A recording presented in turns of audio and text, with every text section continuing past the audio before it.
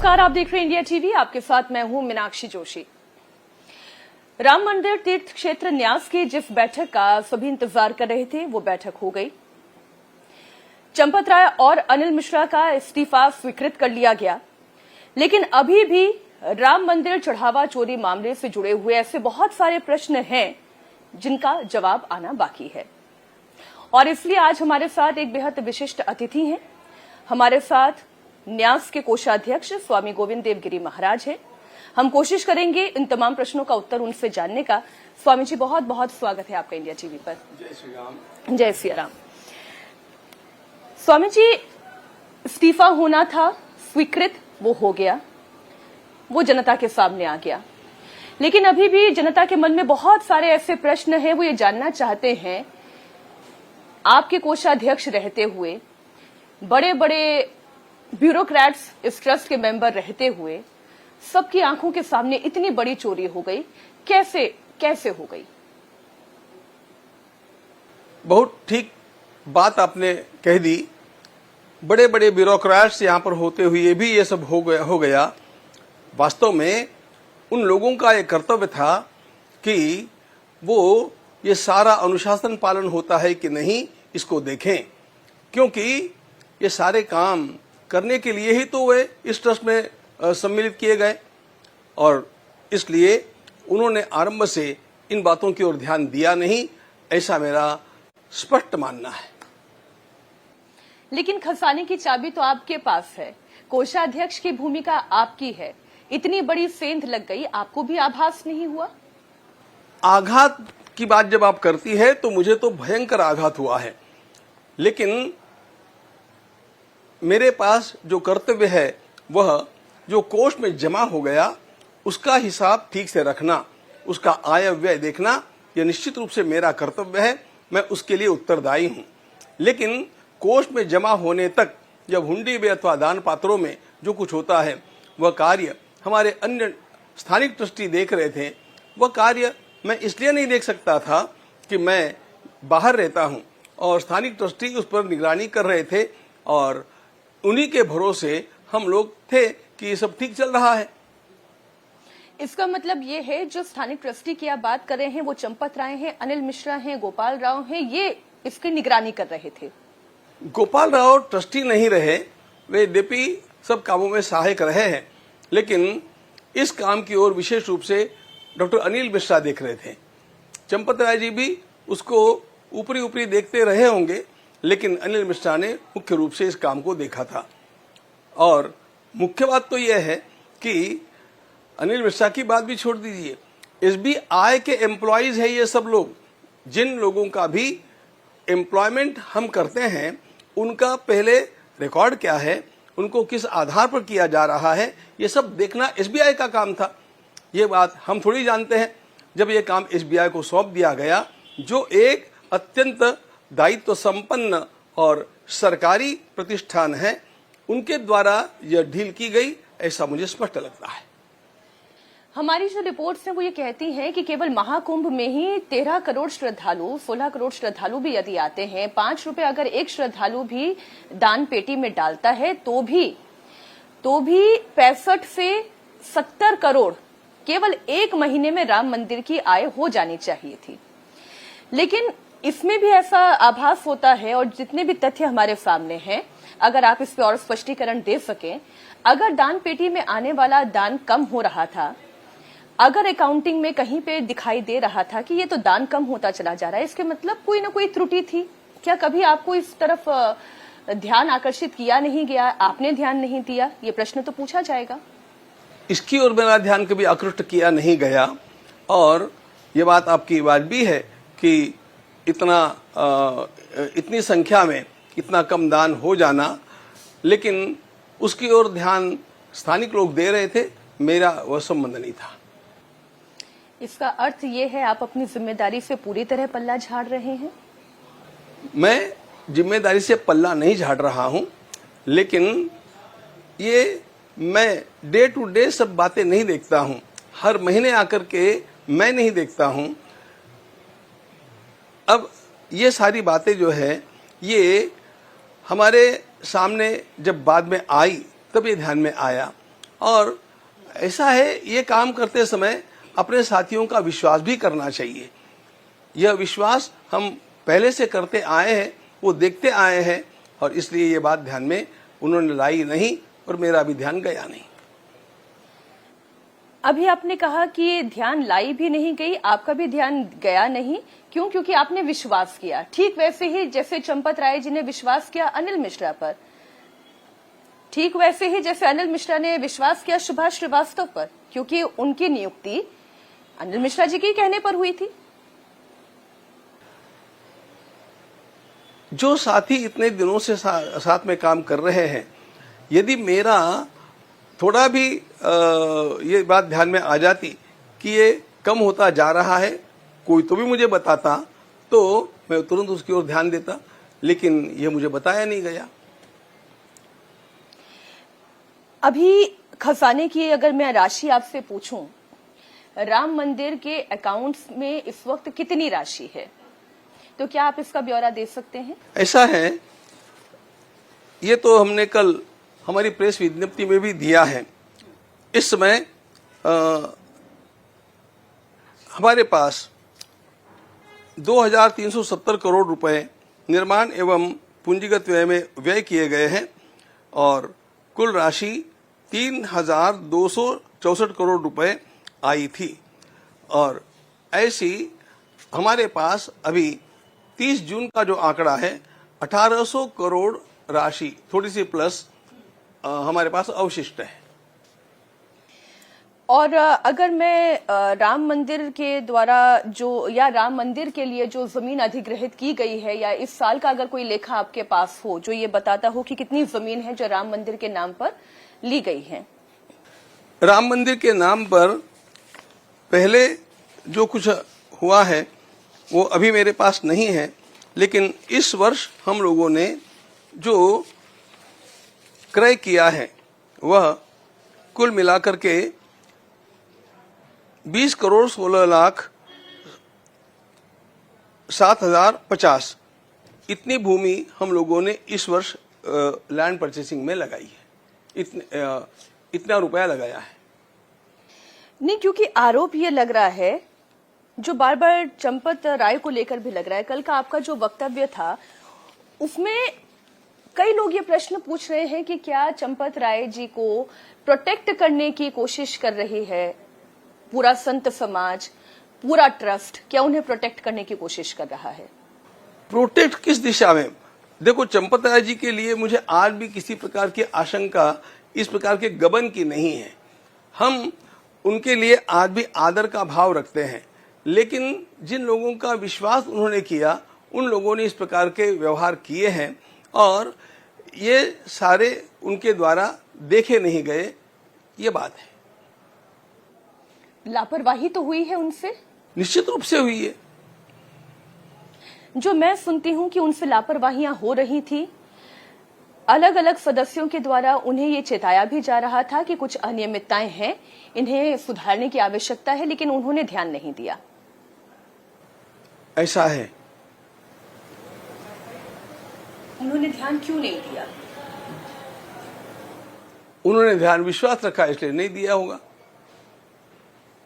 किसी प्रकार के हेतु से उन्होंने ध्यान नहीं दिया ऐसा नहीं है। बात उनके मन में किसी प्रकार का दोष है ऐसी नहीं, किसी प्रकार की लिप्तता है ऐसी भी नहीं, लेकिन बहुत बड़े काम मैं अकेला देख लूंगा, इस प्रकार का उनका जो अति आत्मनिर्भरता का भाव रहा, उसके कारण वे चारों ओर देख नहीं पाए और उसमें से गलतियां हो गई। अनिल मिश्रा पर उन्होंने इतना विश्वास क्यों किया? क्योंकि जो अभी मैं एसआईटी की अंतरिम रिपोर्ट देख रही हूं, एसआईटी की अंतरिम रिपोर्ट ये बताती है कि जितने लोगों की नियुक्तियां हुई हैं वो अनिल मिश्रा के कहने के आधार पर हुई है। उनके किसी भी बैकग्राउंड चेक को अनिल मिश्रा ने नहीं किया है। स्टैंडर्ड ऑपरेटिंग प्रोसीजर, अच्छा, इससे लेकर मेरा तो प्रश्न आपसे भी है, जो स्टैंडर्ड ऑपरेटिंग प्रोसीजर है, आपने जो वक्तव्य जारी किया वो ये बताता है कि स्टैंडर्ड ऑपरेटिंग प्रोसीजर तो आपको अभी महीना भर पहले पता चला है। बिल्कुल ठीक बात है। तो क्या ट्रस्ट के सदस्यों के साथ कभी ये चर्चा में लाया ही नहीं गया कि स्टैंडर्ड ऑपरेटिंग प्रोसीजर क्या होना चाहिए? नहीं लाया गया। ट्रस्ट को ये कहा गया कि ये काम एसबीआई देखती है और उनके साथ हम लोगों ने मिलकर के और उसकी व्यवस्था बना ली है। जब एसबीआई देख रही है और ये सारे एम्प्लॉयज एसबीआई के हैं, अनिल मिश्रा ने उनकी सिफारिश की होगी, लेकिन सिफारिश करने के बाद भी उसको एम्प्लॉय करने से पहले उसकी जो जांच करनी चाहिए वो काम किसका था। और इसलिए हम लोगों ने वो एसबीआई का नाम होने के कारण उसका विश्वास कर लिया। यानी अनिल मिश्रा जी को पूरी तरह से छूट दे दी गई, वो जिसकी चाहे नियुक्ति करें? ऐसी छूट कैसे मानी जा सकती है? वो सिफारिश कर सकते हैं कोई भी, एम्प्लॉयमेंट किसने दी है ये देखना चाहिए। और प्रधानमंत्री नरेंद्र मोदी इंडोनेशिया के दौरे पर है। इस समय प्रधानमंत्री इंडोनेशिया की संसद को संबोधित करें, सीधा सुनते हैं। डेमोक्रेटिक वैल्यूज का है, साझी विरासत का है और दोनों देशों के मजबूत होते रिश्तों का है। मैं आप सभी साथियों का, प्रेसिडेंट प्रबोव जी का, इंडोनेशिया की सरकार और यहां की जनता का हृदय से आभार व्यक्त करता हूं। ऑनरेबल मेंबर्स, आज भारत और इंडोनेशिया इतिहास के एक अहम पड़ाव पर एक साथ खड़े हैं। इस सदी का पहला क्वार्टर बीत चुका है और अब आने वाले 25 वर्ष हम दोनों देशों के लिए बहुत महत्वपूर्ण है।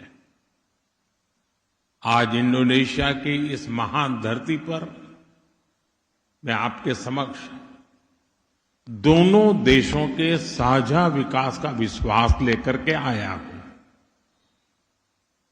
मैं ये संकल्प लेकर आया हूं कि भारत और इंडोनेशिया मिलकर पूरी मानवता को एक नई ऊर्जा से भर दे सकते हैं।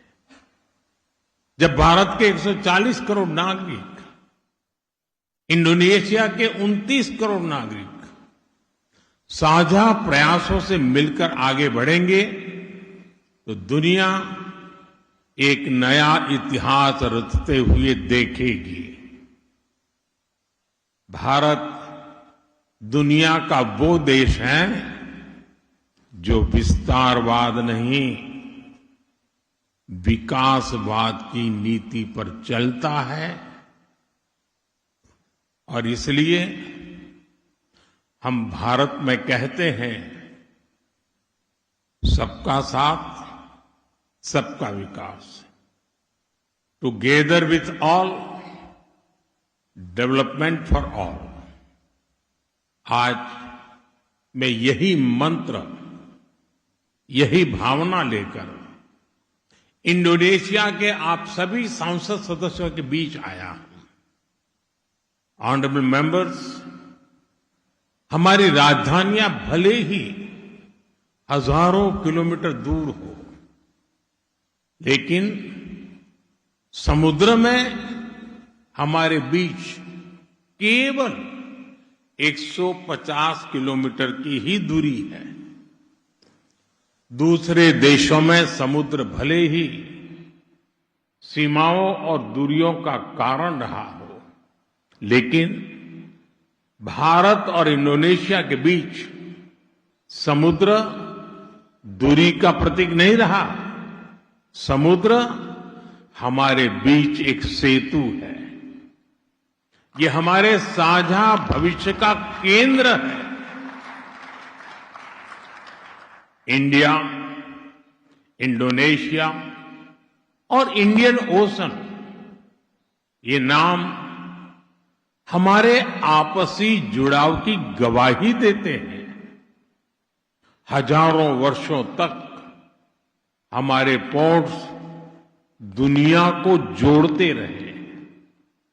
हमारे जहाज व्यापार और संस्कृति को दूर दूर तक लेकर गए।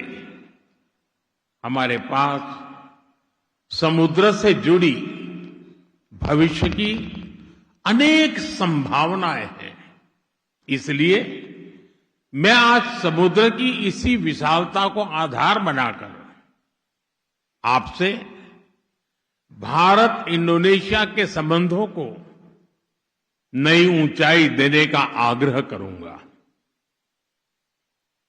ऑनरेबल मेंबर्स, इंडिया और इंडोनेशिया सिर्फ समुद्र ही शेयर नहीं करते,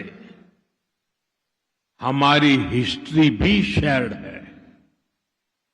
हमारा संबंध रामायण और महाभारत की विरासत है।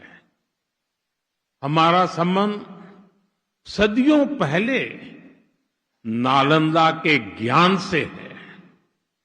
हमारा संबंध वायांग, नृत्य और संगीत से है। हम बोरोबुदुर और प्रभानम जैसी अद्भुत स्मारकों के जरिए जुड़े हैं। हम इंडोनेशिया के राष्ट्रीय प्रतीक गरुड़ा से जुड़े हैं। हम बाली यात्रा के उत्सव और उसके उल्लास से जुड़े हैं। और जब हम स्वाद की बात करते हैं तो क्रुपुक और पापड़ में कौन ज्यादा क्रंची है, ये कहना कठिन हो जाता है। लेकिन ये बात तो तय है, मसाला और बुम्बू दोनों हमारे जीवन में फ्लेवर लाते हैं।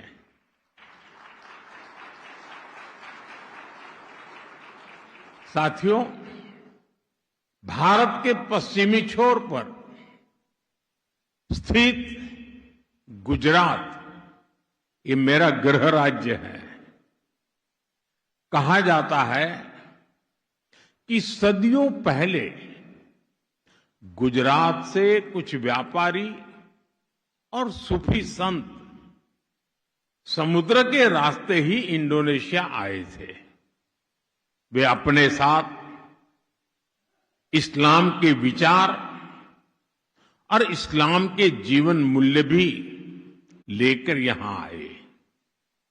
आज भी गुजरात के पटोला वस्त्र यहां सम्मान और प्रतिष्ठा के प्रतीक है। आज भी इंडोनेशिया की बाटिक कला में उनकी छाप दिखाई देती है।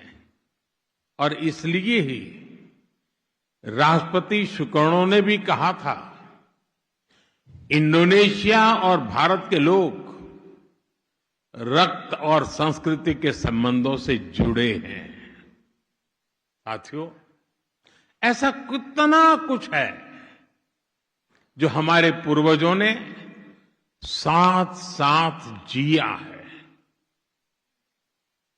हम लोगों ने लंबे समय तक विदेशी शासन का सामना किया। हम दोनों ही राष्ट्र लगभग एक ही समय स्वतंत्र हुए। इंडोनेशिया 1945 में और भारत 1947 में। और जब स्वतंत्र राष्ट्र के तौर पर संप्रभुता की बात आई तो भारत संयुक्त राष्ट्र में इंडोनेशिया के स्वतंत्रता आंदोलन की मजबूत आवाज बना। उस दौर में आदरणीय बीजू पटनायक जी ने जो भूमिका निभाई, जिस तरह उन्होंने प्रधानमंत्री सुल्तान शहरीर और उपराष्ट्रपति मोहम्मद हट्टा को सुरक्षित भारत पहुंचाया, वो घटना दोनों ही देशों को और करीब ले आई। ऑनरेबल मेंबर्स, एक और बात जो हमें एक दूसरे के करीब लाती है वो है हमारा मजबूत लोकतंत्र और लोकतंत्र में विविधता। भारत दुनिया का सबसे बड़ा लोकतंत्र है, मदर ऑफ डेमोक्रेसी है, और इंडोनेशिया दुनिया की तीसरी सबसे बड़ी डेमोक्रेसी है। भारत में सैकड़ों भाषाएं और अनेक परंपराएं हैं, तो इंडोनेशिया में भी सैकड़ों भाषाएं और अनेक परंपराएं हैं। भारत में वसुधैव कुटुंबकम का मंत्र है, तो इंडोनेशिया में भिन्नेका तुंगल इक्का का विचार है। हम दोनों ने अपने लोकतंत्र में इस विविधता को ही अपनी एकता की नींव बना लिया है। ऑनरेबल मेंबर्स, 1950 में जब भारत ने अपना पहला गणतंत्र दिवस मनाया था, उस समारोह के मुख्य अतिथि भी राष्ट्रपति सुकर्णो ही थे, और जिसका उल्लेख अभी आदरणीय स्पीकर महोदय ने किया। और उस दौर में बांडुंग सम्मेलन में राष्ट्रपति सुकर्णो और प्रधानमंत्री नेहरू ने दुनिया को यह स्पष्ट संदेश दिया कि स्वतंत्र देशों को अपने निर्णय स्वयं लेने का अधिकार है। ऑनरेबल मेंबर्स, लोकतंत्र की ताकत क्या होती है, इंडोनेशिया ने ये रिफॉर्मेसी के जरिए दुनिया को दिखाया है। पिछले 2 दशकों में इंडोनेशिया की अर्थव्यवस्था तेजी से आगे बढ़ी है और करोड़ों लोग गरीबी से बाहर आए हैं। भारत का लोकतांत्रिक अनुभव भी यही कहता है। आज भारत दुनिया की सबसे तेजी से बढ़ती अर्थव्यवस्था है, और हमारे यहां भी पिछले 1 दशक में 25 करोड़ से ज्यादा भारतीय गरीबी से बाहर आए हैं। और इसलिए मित्रों, जब भारत और इंडोनेशिया साथ खड़े होते हैं तो दुनिया का ये विश्वास मजबूत होता है कि लोकतंत्र अवसर देता है, लोकतंत्र विश्वास देता है, और लोकतंत्र भविष्य बनाता है। और मुझे अटूट विश्वास है, हमारे ये लोकतांत्रिक मूल्य और साझा आकांक्षाएं भारत इंडोनेशिया संबंधों को नई ऊंचाइयां तक ले जाएंगे। ऑनरेबल मेंबर्स, एक साथ आजाद देशों के तौर पर हमने जो सफर शुरू किया था, अब उस आजादी के 100 वर्ष भी हम एक साथ पूरे करने जा रहे हैं। यहां इंडोनेशिया में आप एमास 2045 के महत्वाकांक्षी विजन पर चल रहे हैं, और भारत में हम विकसित भारत 2047 का संकल्प लेकर आगे बढ़ रहे हैं।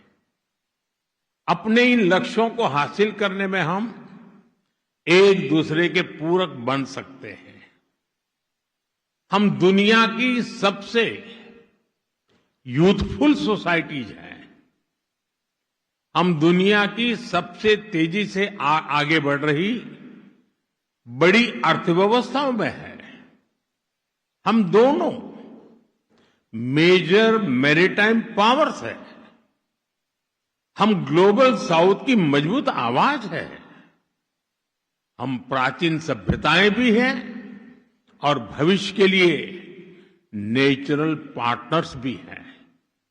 इस यात्रा में हम एक दूसरे के पार्टनर्स भी बने और स्ट्रेंथ भी बने। इसी विजन लेकर को आज राष्ट्रपति प्रभुओं से मेरी विस्तृत चर्चा भी हुई है। हमारे उद्देश्य बहुत स्पष्ट है। भारत और इंडोनेशिया के बीच जो सद्भाव और विश्वास है, हमें उसे अपने नागरिकों के लिए नए अवसरों में बदलना है। पिछले वर्ष दोनों देशों के बीच द्विपक्षीय व्यापार लगभग 25 अरब डॉलर तक पहुंचा है। भारत की 100 से अधिक कंपनियां इंडोनेशिया में काम कर रही है। निश्चित तौर पर हम साथ मिलकर तेजी से आगे बढ़ रहे हैं, लेकिन आगे अभी और भी असीमित संभावनाएं हमारा इंतजार कर रही है। ऑनरेबल मेंबर्स, फ्यूचरिस्टिक सेक्टर्स में भारत और इंडोनेशिया के बीच अनंत आकाश को छूने का सामर्थ्य है। उदाहरण के तौर पर स्पेस टेक्नोलॉजी। आज पूरी दुनिया स्पेस में भारत की क्षमता का लोहा मान रही है और भारत इसमें इंडोनेशिया को अपना नेचुरल पार्टनर मानता है। बियाक में सैटेलाइट ट्रैकिंग सुविधाएं लंबे समय से भारत के स्पेस प्रोग्राम को सहयोग देती रही है। भारत ने भी इंडोनेशिया के कई सैटेलाइट लॉन्च किए हैं और कैपेसिटी बिल्डिंग में अपना योगदान दिया है। अब इस सहयोग को और आगे ले जाने का समय है। सैटेलाइट एप्लीकेशंस में हम साथ काम कर सकते हैं।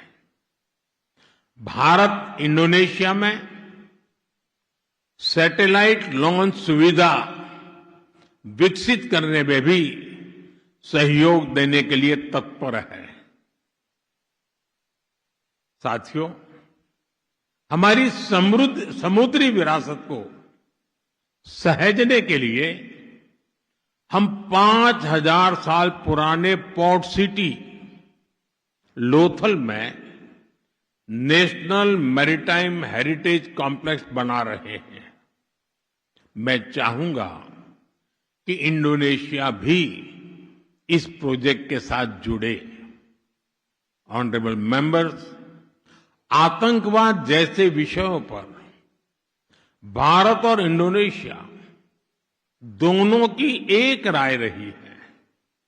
पिछले वर्ष पहलगाम में जब जघन्य आतंकवादी हमला हुआ, इंडोनेशिया तब भारत के साथ मजबूती से खड़ा रहा। मैं इसके लिए राष्ट्रपति प्रभुओं और आप सभी का आभार व्यक्त करता हूं। हमारे दोनों देश काउंटर टेररिज्म पर जॉइंट वर्किंग ग्रुप के माध्यम से साथ काम कर रहे हैं। इंटेलिजेंस, साइबर थ्रेट्स, आतंकी फंडिंग और डी रेडिकलाइजेशन, इन क्षेत्रों में हम और सहयोग बढ़ाकर दुनिया में शांतिवादी ताकतों को मजबूती दे सकते हैं।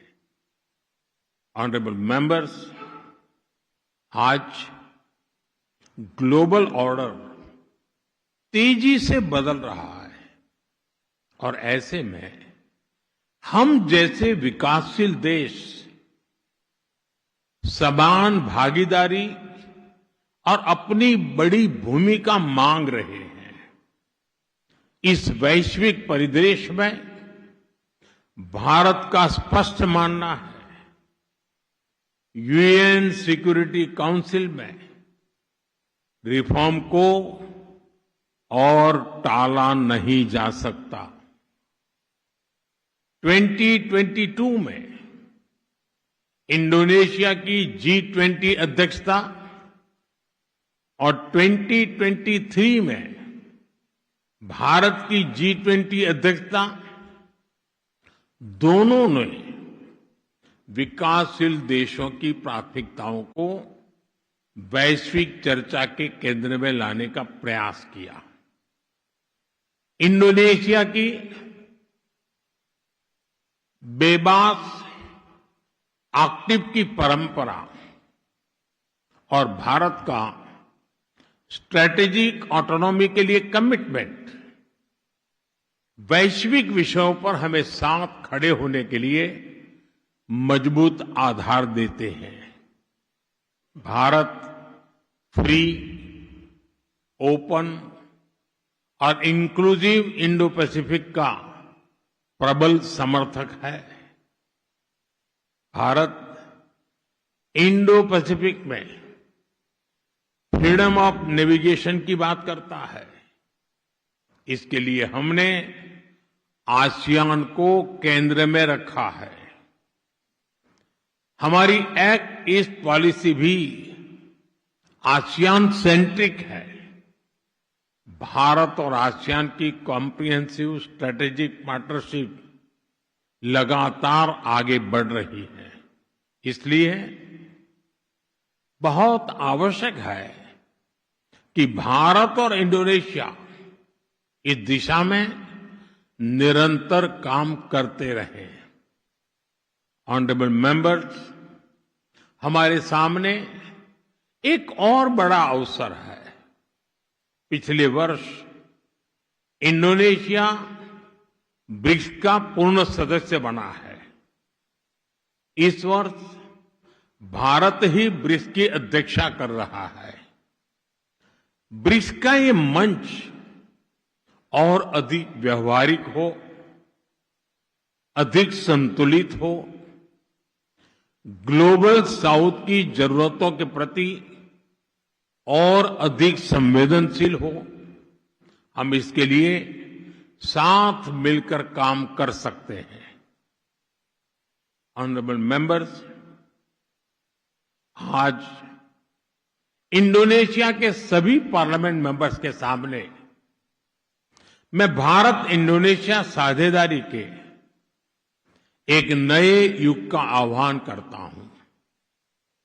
गंगा और महाकाम की धाराओं की तरह हमारी सभ्यताओं ने सदियों से विचारों, आस्था, व्यापार और संस्कृति को जोड़ा है।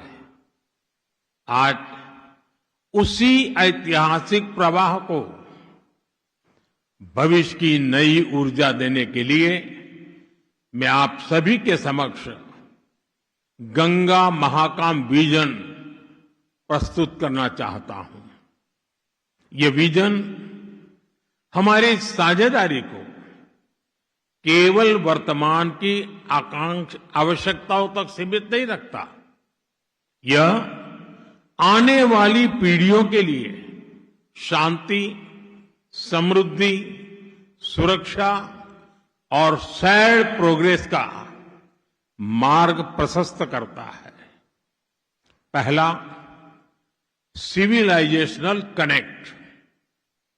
हम अपने सभ्यतागत जुड़ाव को नई पीढ़ियों की चेतना से जोड़ेंगे। रामायण से बोरोबुदुर तक, समुद्री यात्राओं से सांस्कृतिक संवाद तक, हम अपने साझा इतिहास को भविष्य की शक्ति बनाएंगे। इसके लिए हमें भारत इंडोनेशिया सिविलाइजेशनल डायलॉग शुरू करना चाहिए। दूसरा, शेयर्ड डेवलपमेंट। विकसित राष्ट्र बनने की अपनी अपनी यात्राओं में भारत और इंडोनेशिया अटल साझेदार रहेंगे।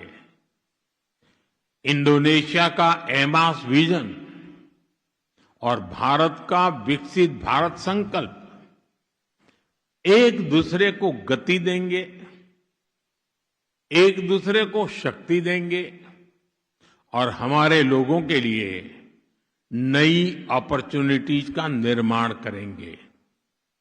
तीसरा, सिक्योरिटी एंड स्ट्रेटेजिक ट्रस्ट। हम डिफेंस और सिक्योरिटी कोऑपरेशन को नई ऊंचाई देंगे। हम अपनी नेशनल कैपेसिटीज को मजबूत करेंगे। आतंकवाद, साइबर थ्रेट्स, समुद्री चुनौतियां और इमर्जिंग सिक्योरिटी रिस्क, इसका हमारा में हम मिलकर सामना करेंगे। भारत और इंडोनेशिया का स्ट्रेटेजिक ट्रस्ट इंडो पैसिफिक में स्टेबिलिटी का मजबूत आधार बनेगा। चौथा, मैरीटाइम प्रॉस्पेरिटी। दो महान समुद्री राष्ट्रों के रूप में हम अपनी शेयर्ड मैरीटाइम ज्योग्राफी को शेयर्ड प्रॉस्पेरिटी में बदलेंगे। साबांग से ग्रेट निकोबार तक, मलक्का गेटवे से इंडो पैसिफिक तक हम connectivity, logistics, blue economy, maritime security और ट्रेड रेजिलियंस में नए अवसर पैदा करेंगे। पांचवा, voice of the global south. हम ग्लोबल साउथ की आकांक्षाओं को और मजबूत आवाज देंगे। हम ऐसे वर्ल्ड ऑर्डर के लिए काम करेंगे जहां डेवलपमेंट इंक्लूसिव हो, टेक्नोलॉजी एक्सेसिबल हो और ग्लोबल गवर्नेंस अधिक न्यायपूर्ण और रिप्रेजेंटेटिव हो। साथियों, भारत और इंडोनेशिया मिलकर मानवता के 5वें हिस्से का प्रतिनिधित्व करते हैं। हमारी साझेदारी केवल दो देशों का संबंध नहीं है, यह इंडो पैसिफिक की स्टेबिलिटी, ग्लोबल साउथ की शक्ति और विश्व के शेयर्ड फ्यूचर में विश्वास का संकल्प है। आइए अपनी ऐतिहासिक मित्रता को नए दौर में ले जाएं। आइए गंगा महाकम विजन को मिलकर साकार करें। ऑनरेबल मेंबर्स, भारत में तुलसीदास जी ने लिखा था, जाने बिनु न होई प्रतीत, जाने बिनु न होई प्रतीति, बिनु प्रतीति होई नहीं प्रीति। यानी जब तक लोग एक दूसरे को जानेंगे नहीं, तब तक उनके बीच अपनापन नहीं बढ़ेगा। मुझे बताया गया है कि इंडोनेशिया में एक कहावत है और इसका अर्थ भी यही है, ताक केनाल माका ताक सायांग।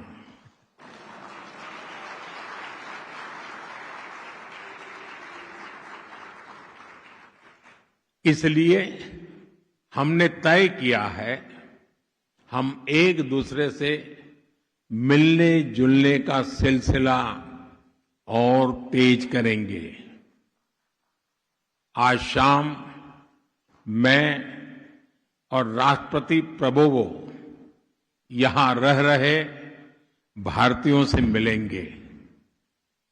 कल राष्ट्रपति प्रबोवो और मैं प्रबानन भी जाएंगे। हम इस वर्ल्ड हेरिटेज साइट के कंजर्वेशन और रेस्टोरेशन प्रोजेक्ट की शुरुआत करेंगे। भारत और इंडोनेशिया उस विरासत को सहेजने के लिए पूरी तरह प्रतिबद्ध है जिसे इतिहास ने हमें सौंपा है। ऑनरेबल मेंबर्स, मैं आज आप सभी सदस्यों को भारत आने के लिए भी विशेष निमंत्रण भी दे रहा हूं। आप जरूर भारत आएं, अपने परिवार और दोस्तों के साथ आएं। भारत के लोगों को आपका स्वागत करते हुए बहुत अच्छा लगेगा।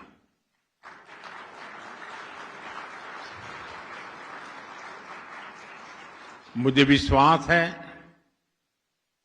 हम मित्रा सेलामान्या पार्टनर फॉर एवर बनकर काम करेंगे। हम मिलकर भारत और इंडोनेशिया के लोगों के लिए साझा समृद्धि का भविष्य बनाएंगे।